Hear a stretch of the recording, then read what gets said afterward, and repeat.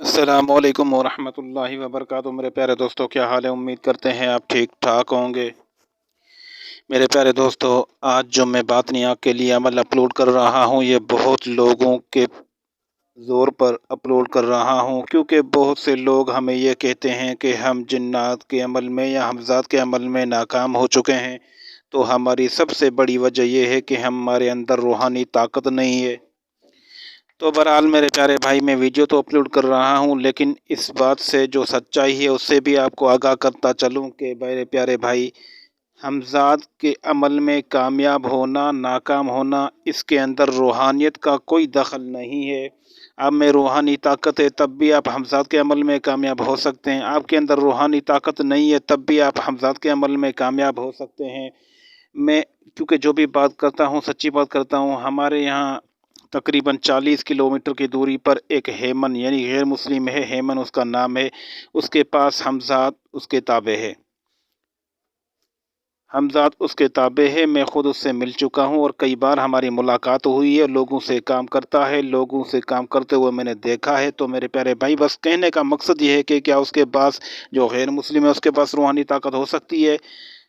میں بہت سے ایسے غیر مسلم عامل جانتا ہوں جو شیاطین سے کام لے رہے ہیں، جنات ان کے تابع ہیں، شیاطین جنات ان کے کنٹرول میں ہیں، وہ کام ان سے لے رہے ہیں، اور بڑے بڑے لوگ ان کے در پہ میں نے دیکھے ہیں، بڑے بڑے لوگ، بڑا ہجوم ہوتا ہے ان پہ، بڑا ہجوم، بڑی رش ہوتی ہے۔ تو میرے پیارے بھائی، کیا ان کے پاس روحانی طاقت ہوتی ہے؟ جس کو کلمہ پڑھنا نہیں ہے، جس کے اندر ایمان کا ذرہ نہیں ہے، کیا اس کے پاس روحانی طاقت ہوتی ہے؟ اور اللہ کے بندے پیرے، سمجھو کہ روحانی طاقت کس کو کہتے ہیں؟ پہلے آپ یہ سمجھو، پھر اس طرح کے کمنٹس میں یا واٹس ایپ پر سوال کرو۔ بہرحال آپ کے اصرار پر میں ویڈیو تو اپلوڈ کر رہا ہوں۔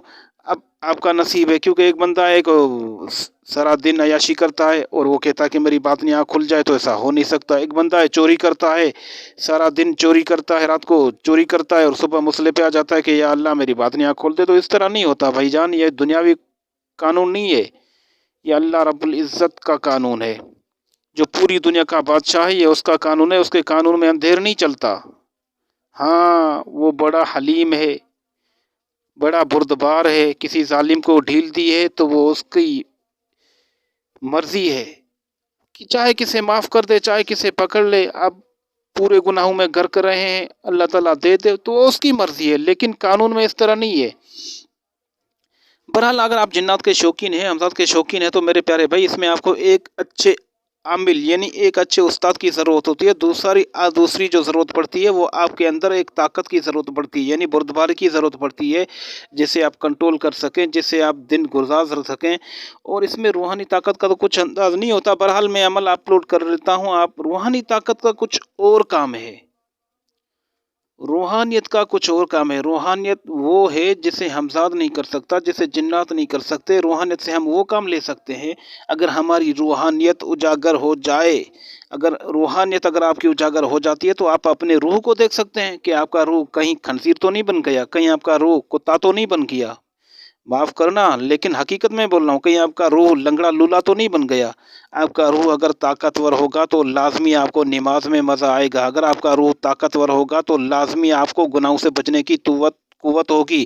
اگر آپ کا روح طاقتور ہوگا، تازہ ہوگا، تو لازمی آپ نیکی کی طرف بڑھیں گے۔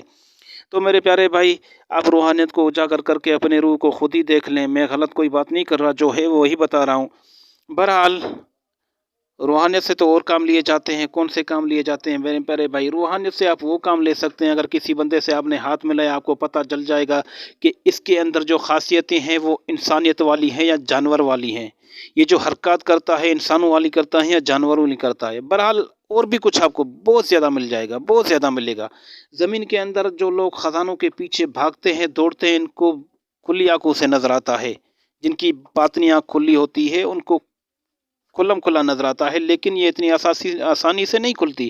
اس کے لیے آپ کو پہلے توبہ کرنی پڑے گی، گناہوں کو چھوڑنا پڑے گا، گناہوں کو چھوڑنے کی کوشش کرنی پڑے گی، پھر اللہ تعالیٰ سے دعا مانگنی پڑے گی، یا اللہ اپنے حبیب کے صدقے ہمارا جو اندر ہے وہ صاف کر دے، ہمارے روح کو طاقتور بنا دے، تاکہ ہمارے جسم سے جتنی بھی گناہوں کی گندگی ہے اس کو صاف کر دے۔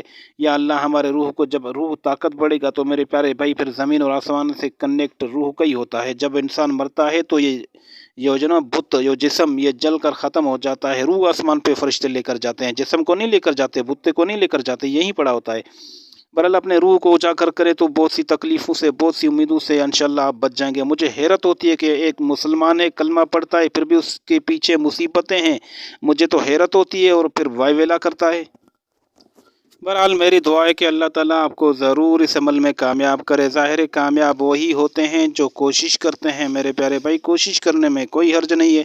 अगर आपकी दिल में ज़रा सी भी चाहत है, अगर आप ये चाहते हैं कि आपसे गुनाह छूट जाएँ, आप नेकी की तरफ बढ़ें, लेकिन फिर भी आपसे गुनाह हो जाते हैं, तो फिर लाज़मी आप रूहानियत उजागर कर सकते हैं, क्योंकि आपके अंदर चाहत है और यही चाहत अल्लाह ताला को पसंद होती है और यही चाहत आपको आगे लेकर जाकर छोड़ेगी। जिसके अंदर चाहत होती है, कमज़ोर ख़ता तो इंसान से होती है।